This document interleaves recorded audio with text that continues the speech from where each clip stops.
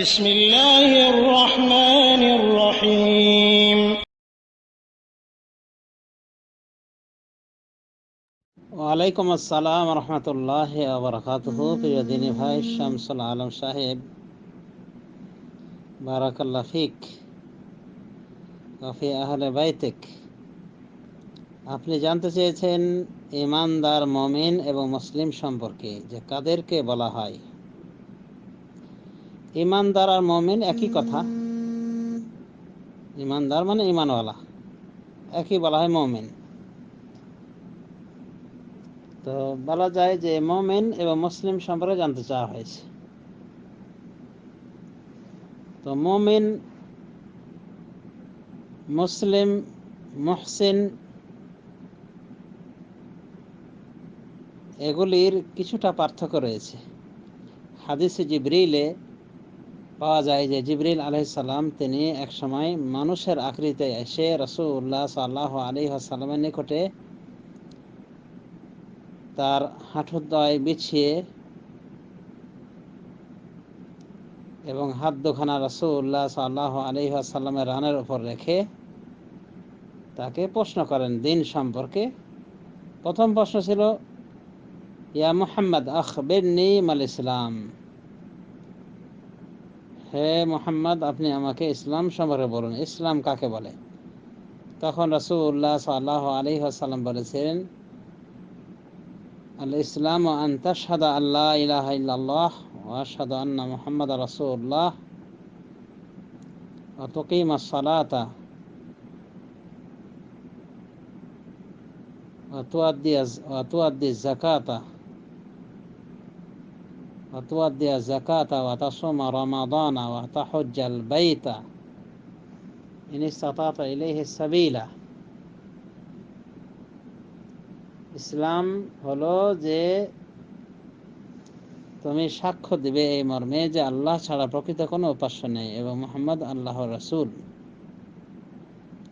এবং সালাত আদায় করবে, যাকাত প্রদান করবে, সালাত কায়েম করবে, যাকাত প্রদান করবে, আদায় করবে, রমাদানের রোজা রাখবে এবং হজ আদায় করবে সেখানে যাওয়ার সামর্থ্য রাখলে। বাইতুল্লাহর হজ করবে যদি সেখানে যাওয়ার সামর্থ্য রাখো। তখন বলেছিলেন যে আপনি সত্য বলেছেন।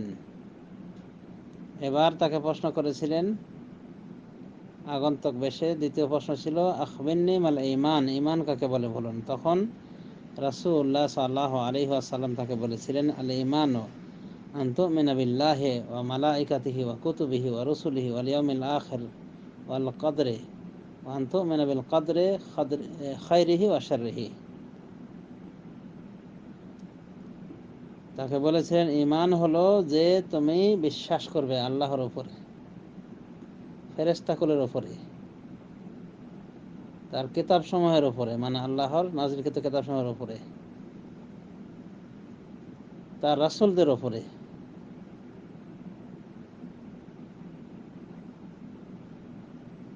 তারপরে বলেছিলেন তাকদীরের ভালো মন্দের উপরে,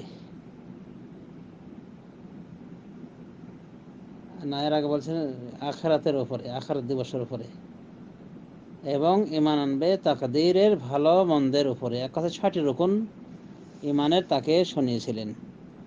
যে ৬টি রুকনকে আমরা সাধারণভাবে উচ্চারণ করে থাকি মুখ দিয়ে, আমানতু বিল্লাহি ওয়া মালাইকাতিহি ওয়া কুতুবিহি ওয়া রাসূলিহি ওয়াল ইয়াউমিল আখির ওয়াল কদরি খায়রিহি ওয়া শাররিহি। তো বলেছিলেন ঈমান হলো এগুলি, মানে ৬টি রুকনের নাম। এরপরে বলেছিলেন যে আখবিরনি আনিল ইহসান, ইহসান সম্পর্কে আমাকে বলুন, ইহসান কাকে বলে। উত্তরে বলেছিলেন, আল ইহসানু আন তা'বুদাল্লাহা কাআন্নাকা তারাহু ফাইন লাম তাকুন তারাহু ফাইন্নাহু ইয়ারাক। ইহসান হলো যে ইবাদত করবে এমনভাবে যেন তুমি আল্লাহকে দেখছো, যদি সেটা না পারো তাহলে এটা অবশ্যই মনে করবে যে আল্লাহ তোমাকে দেখছেন। তো এই সেন্সে, এই মানসিকতা নিয়ে ইবাদতবন্দি করার নাম হলো ইহসান। তো উলামায়ে দ্বীন বলেন যে এটি হলো দ্বীনের স্তর, দিন ইসলামের প্রথম স্তর হলো ইসলাম, মানে বেসিক স্তর। আর এগুলি সাধারণত বাহ্যিক আমলের নাম, যেমন কালেমা উচ্চারণ করা, নামাজ পড়া, যাকাত দেওয়া, সাওম পালন করা, হজ আদায় করা ইত্যাদি। এগুলি সাধারণত বাহ্যিক বিষয়ের নাম, বাহ্যিক ইবাদত। তো এটা হলো ইসলামের বেসিক শ্রেণী, বেসিক স্তর। এর পরের স্তর, এর থেকে আরো গুরুত্বপূর্ণ স্তর হলো ঈমানের স্তর। এগুলোর উপর বিশ্বাস রাখা, 6টি রকমের উপরে, অর্থাৎ আল্লাহর উপরে, তার ফেরেশতাকুলের উপরে, কিতাব সমূহের উপরে, রাসূলদের উপরে, তার অনুভাবে তাকদীরের ভালো মন্দের উপরে, আখিরাত দিবসের উপরে এবং তাকদীরের ভালো মন্দের উপরে। এগুলি হলো ইসলামের পরবর্তী স্তর, মানে যার ইসলাম রয়েছে তার ভিতরে এগুলো থাকবে অটোমেটিক, মানে যে ঈমানদার তার ভিতরে এগুলি অটোমেটিক থাকবে, মানে ইসলামের রুকনগুলি, নাহলে ঈমানদার হওয়া যাবে না। আর ইহসানের স্তর ঈমানের থেকেও আরো গুরুত্বপূর্ণ, তার মানে ঈমানদার হওয়ার পরেই এই ইহসানের স্তর আসে, অর্থাৎ আল্লাহর ইবাদত করা এমনভাবে যেন আমরা আল্লাহকে দেখছি। আর সেটা সম্ভব না হলে এতটুকু অবশ্যই বিশ্বাস করতে হবে যে আল্লাহ আমাদেরকে দেখছেন। তো এটা ঈমানের থেকেও আরো হাই র্যাঙ্ক, মানে ঈমানদারদের এটা একটা স্তর, মানে আরো বাড়িয়ে। সুতরাং আমরা বলতে পারি প্রত্যেক মুহসিন মুমিন, আর প্রত্যেক মুমিন মুসলিম। কিন্তু প্রত্যেক মুসলিমের জন্য মুমিন হওয়া শর্ত নয়। আর মুহসিন তো সে হতে নাও পারে, আরো নাও হতে পারে। তো ইসলামের কাজগুলি সাধারণত বাহ্যিকভাবে এখানে বলা হয়েছে হাদিসে জিবরিলে, যেমন কলেমা, নামাজ, রোজা, হজ, যাকাত, এগুলি। তো মুনাফিকরা এই স্তরে থাকার কারণে তাদের বিরুদ্ধে রাসূলুল্লাহ সাল্লাল্লাহু আলাইহি ওয়াসাল্লাম যুদ্ধ করেননি। যদিও যুদ্ধ করার নির্দেশ হয়েছে, আল্লাহ তাকে নির্দেশ করেছেন, ইয়া আইয়ুহান নবী জাহিদুল কুফার আল মুনাফিকিনা ওয়াগলুজ আলাইহিম, হে নবী আপনি জিহাদ করুন কাফেরদের বিরুদ্ধে এবং মুনাফিকদের বিরুদ্ধে এবং তাদের উপর কঠোরতা আরোপ করুন। যদিও জিহাদের নির্দেশ হয়েছে, কিন্তু রাসূলুল্লাহ সাল্লাল্লাহু আলাইহি ওয়াসাল্লাম কেবল সশস্ত্র জিহাদ করেছেন কাফেরদের বিরুদ্ধে, মুনাফিকদের বিরুদ্ধে করেননি। বরং মুনাফিকদের বিরুদ্ধে ছিল দলিল হুজ্জত দেখিয়ে দেওয়ার জিহাদ, তাদের ভুল ভাঙিয়ে দেওয়ার জিহাদ, তাদেরকে দলিল হুজ্জতের মাধ্যমে পরাজিত করার জিহাদ।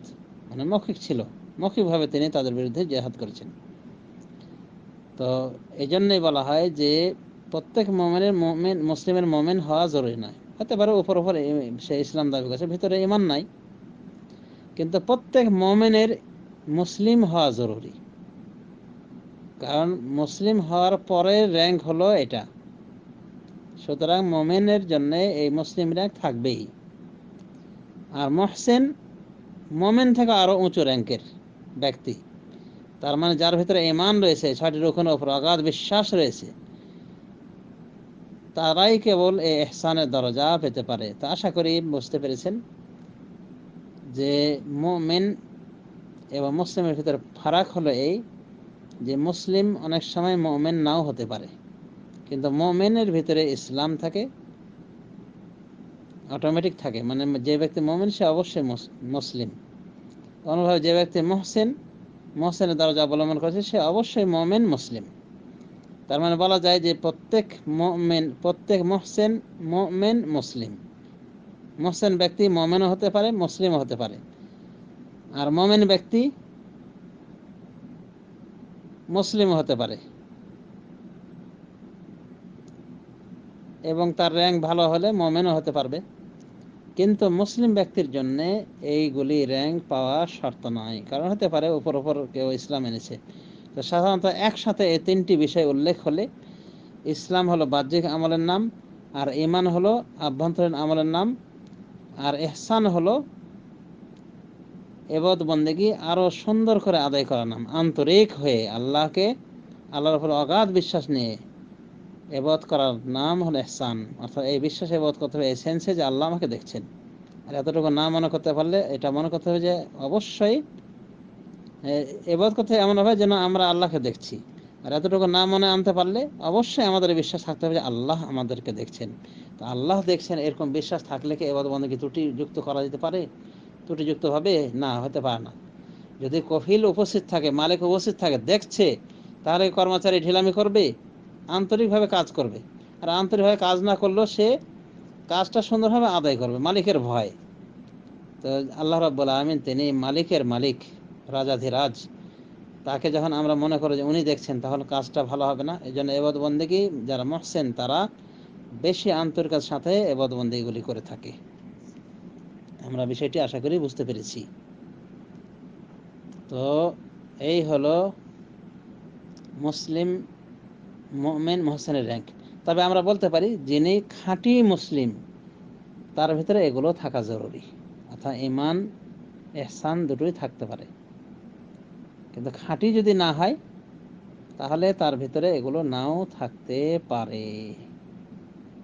যেমন বললাম যে মুনাফিকরা মুসলিম নামে তারা চলে গিয়েছিল, পার পেয়ে গিয়েছিল। তবে খাঁটি মুমিনের শর্তে, খাঁটি মুসলিমের শর্তে, খাঁটি মুহসিনের শর্তে এগুলি একটা বিষয়ের নাম বলা যেতে পারে, মানে একই ব্যক্তিকে বোঝানো যেতে পারে। তবে সূক্ষ্ম পার্থক্যটা আশা করি বুঝতে পেরেছেন যে মুমিন কাকে বলে, মুসলিম কাকে বলে, মুহসিন কাকে বলে। এবং মুমিন মুহসিন র্যাঙ্কটা সর্বোচ্চ র্যাঙ্ক। এরপরের স্তর হলো মুমিনের, এর থেকে নিচের স্তর হলো মুসলিমের। আল্লাহ রাব্বুল আলামিন আমাদেরকে ইসলামের এই স্তরগুলি নিজেদের ভিতরে আনা তৌফিক দান করুন, আমিন। ওয়া সাল্লাল্লাহু আলা নবী মুহাম্মদ ওয়া আলা আলিহি ওয়া সাহবিহি আজমাইন। আসসালামু আলাইকুম ওয়া রাহমাতুল্লাহি ওয়া বারাকাতুহু।